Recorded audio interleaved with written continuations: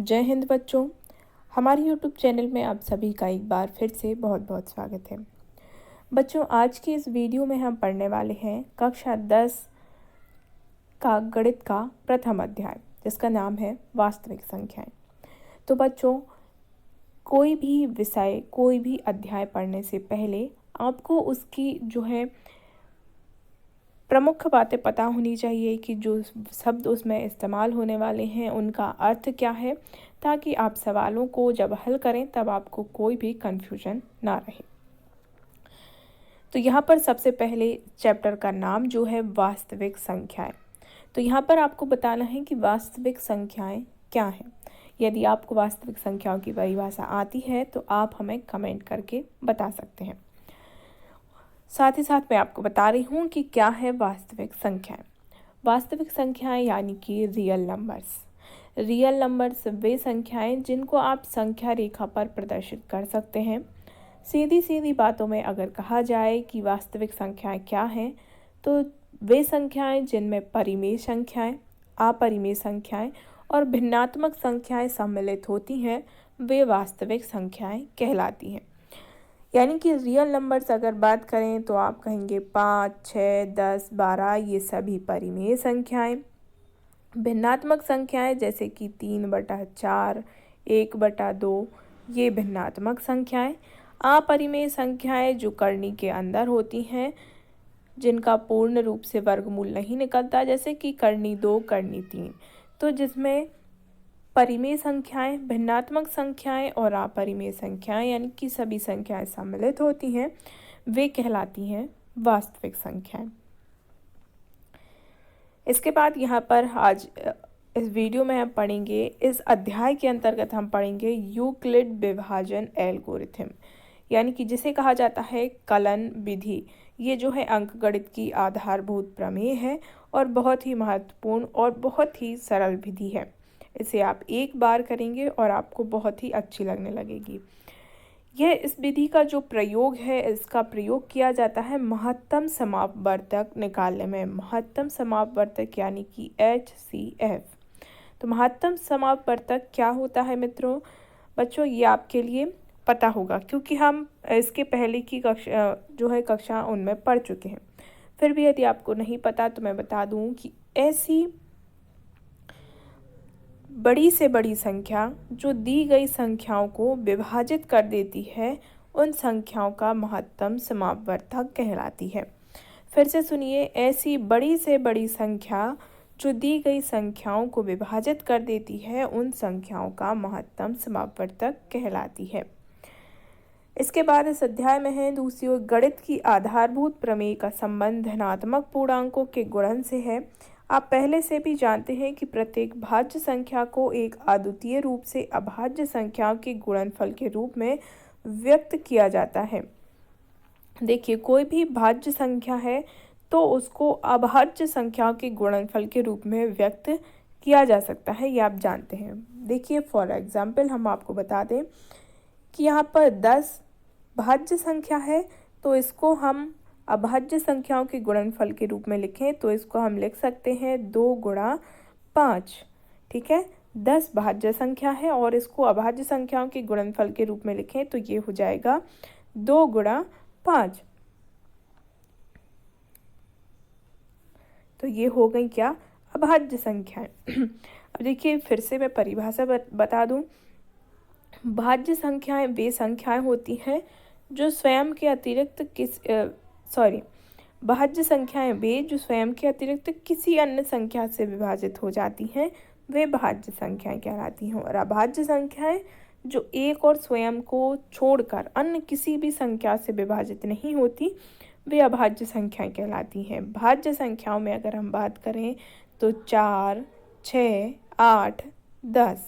और अभाज्य संख्याओं की अगर हम बात करें तो अभाज्य संख्याओं में आ जाती हैं 2, 3, 5, 7। ठीक है ना। सबसे छोटी अभाज्य संख्या जो है 2 है, क्योंकि 1 को ना तो भाज्य संख्या में गिना जाता है और ना ही अभाज्य संख्या में गिना जाता है। पूर्णांक से आप परिचित होंगे। पूर्णांक क्या होते हैं? सभी धनात्मक और ऋणात्मक संख्याएं जब मिल जाती हैं तो वह पूर्णांक कहलाते हैं। मित्रों, मैं आपके लिए छोटी छोटी परिभाषाएं इसलिए बता रही हूँ ताकि आप सभी का जो आप पूर्व कक्षाओं में पढ़ के आए हैं उनका आपका रिवीजन हो जाए और आप इन सभी शब्दों से अच्छी तरीके से परिचित हो जाएं। इसके बाद हमारी आती है यूक्लिड विभाजन प्रमेयिका। तो यहाँ पर हम आपको प्रमेयिका बताते हैं कि यूक्लिड विभाजन प्रमेयिका क्या है। इसका कथन इस प्रकार है, दो धनात्मक पूर्णांक a और b दिए रहने पर ऐसी अद्वितीय पूर्ण संख्याएं q और r विद्यमान हैं कि a बराबर b q प्लस r, ये हो जाती है प्रमेयिका, जहाँ पर जो r है उसकी वैल्यू शून्य के या तो बराबर होगी या छोटी होगी और b से r की वैल्यू कैसी होगी, कम होगी। ये यहाँ पर प्रमेयिका है, तो इसके लिए आप जो है अच्छे से याद कर लीजिए। कभी कभार ये प्रमेयिका सीधी भी पूछी जा सकती हैं, तो ये कथन आपके लिए याद होना चाहिए। इसी प्रमेयिका पर कलन विधि भी आधारित है, जो हम इस अध्याय में पढ़ने वाले हैं। जो आगे प्रश्नावली आने वाली है उसमें हम पढ़ने वाले हैं। ये जो क्वेश्चन दिए गए हैं ये हम जब प्रश्नावली हल करेंगे तब मैं आपके लिए सारे क्वेश्चन सॉल्व करा दूंगी। यहाँ पर हम एक उदाहरण देखते हैं।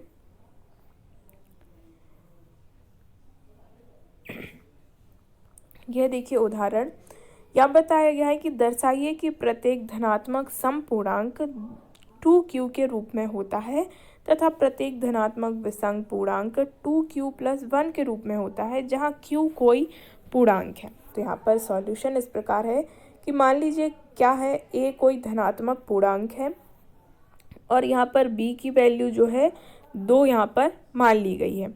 आप कुछ भी मान सकते हैं, बट यहाँ पर b की वैल्यू जो है हम 2 ही मानेंगे। तब यूक्लिड विभाजन एल्गोरिथम हम जो ऊपर देख के आए हैं उसके अनुसार आप इसको क्या कर रहे हैं, अब हम जमा रहे हैं। यहाँ पर जो q है वो हमेशा शून्य से कैसा होगा, बड़ा होगा या तो शून्य के बराबर होगा। तो प्रमेयिका हमने देखी थी, प्रमेयिका क्या थी, a बराबर था bq प्लस r। तो यहाँ पर b की वैल्यू क्या है 2, तो a is equal to 2q plus r। ये यहाँ पर इस प्रकार से प्रमेयिका को बता दिया, जहाँ पर r की वैल्यू या तो शून्य होगी या फिर 1 होगी, क्योंकि देखिए हमने ऊपर कंडीशन भी देखी थी कि जो r की वैल्यू है वो b से कैसी होगी, कम होगी और शून्य से या तो बड़ी होगी या फिर शून्य के बराबर होगी। तो यहाँ पर b 2 है, इसलिए जो r की वैल्यू है वो या तो शून्य होगी या फिर 1 होगी। तो इस प्रकार इसको फिर से हम यहाँ पर इस वाले समीकरण में क्या है, हम r की वैल्यू रख दे रहे हैं। तो a इज इक्वल टू हो गया 2q और a इज इक्वल टू क्या हो गया 2q प्लस 1। तो अगर a बराबर 2q जो कि एक समपूर्णांक है तो क्या होगा कि 2q प्लस 1 क्या हो जाएगा, विषम पूर्णांक हो जाएगा। ठीक है, अगर ये a बराबर 2q जो है ये धनात्मक समपूर्णांक है तो a बराबर 2q प्लस 1 धनात्मक विषम पूर्णांक होगा।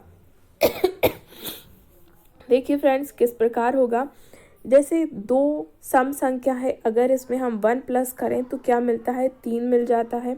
तो 3 क्या है, विषम संख्या। इसी प्रकार 8 क्या है, सम संख्या। इसमें अगर हम 1 प्लस करें तो हमें क्या मिलता है, 9 मिल जाता है और 9 क्या है, विषम संख्या। तो वही फार्मूला यहाँ पर बताया गया है, 2q अगर सम है तो 2q प्लस 1 जो है विषम होगा। यहाँ पर ये एग्जाम्पल है, इसी प्रकार से आप ये एग्जाम्पल भी सॉल्व कर सकते हैं, बहुत ही इजी है। इसके बाद यहाँ पर एक और एग्जाम्पल दिया गया है जिसमें आपको महत्तम समापवर्तक निकालना है कि मिठाई विक्रेता के पास 420 काजू की बर्फियाँ और 130 बादाम की बर्फियाँ हैं।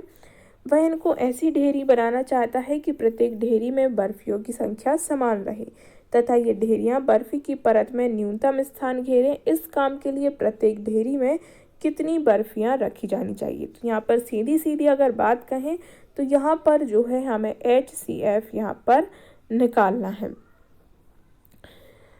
देखिए कई विधियाँ होती हैं, कोई भी सवाल जो है हल करने के लिए कई विधियाँ होती हैं।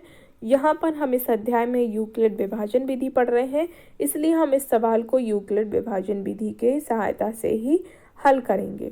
तो यहाँ पर देखिए क्या है, 420 है बड़ी संख्या, तो यहाँ लिखेंगे 420। इसके बाद 130 है छोटी संख्या, तो 130 का हम 420 में क्या करेंगे, भाग देंगे। तो कितनी बार जाएगा, 3 बार जाएगा। 13 × 39 होता है, 13 × 39 और एक शून्य रख देंगे।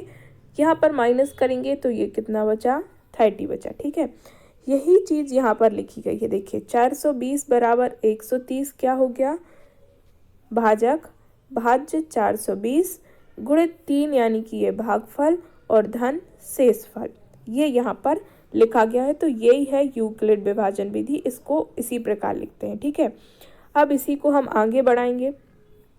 30 आ गया अब हमारा भाजक, भाज्य क्या हो जाएगा, 130 हमारा हो जाएगा भाज्य। अब इसको हम देंगे भाग, तो 30 चौके 12 कितनी बार जाएगा, 4 बार जाएगा। ठीक है ना, 4 बार जाएगा। 120 कितना बचा, 10 बचा। अब देखिए यहाँ पर 10 हमारा शेषफल बचा और भागफल क्या था, भागफल था 4। यहाँ पर देखिए 10 शेषफल, 4 भागफल, 3 30 भाजक और 130 क्या था, भाज्य। बस ये इसको इस प्रकार से लिख दिया है। अब हमें क्या करना होता है, यहाँ पर जो लास्ट में है, जब तक ये वैल्यू शून्य नहीं आ जाती, यानी कि शेषफल जब तक शून्य नहीं मिलता है, हम इस भाग को आगे देते रहते हैं। अब हमें क्या मिल गया था, हमारा शेषफल मिल गया था कितना, 10 हमारा शेषफल आ गया था।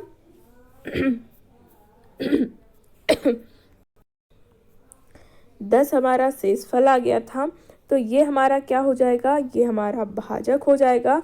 और भाज्य क्या होता है, जो पहले भाजक था वो बन जाता है भाज्य। तो यहाँ पर 30 आ जाएगा, कितनी बार जाएगा, 3 बार जाएगा। शेषफल क्या बचा, शून्य शेषफल हो गया। बस यही हमारा मासा निकल के आ गया 10। फ्रेंड्स, हो सकता है आपके लिए अगर समझ में नहीं आया है तो कोई बात नहीं, इसके नेक्स्ट वीडियो में मैं आपके लिए सारी चीज़ें बोर्ड पर समझाऊंगी, तो आपको बहुत ही आसानी से समझ आ जाएगा। नेक्स्ट वीडियो में हम सॉल्व करेंगे एक्सरसाइज 1.1 का सारे क्वेश्चन हम यहाँ पर सॉल्व करेंगे। तो जुड़े रहिए इस प्रकार की और वीडियोस के लिए हमारे साथ। चैनल को सब्सक्राइब कीजिए और ये वीडियो अपने दोस्तों के साथ शेयर करना मत भूलिए।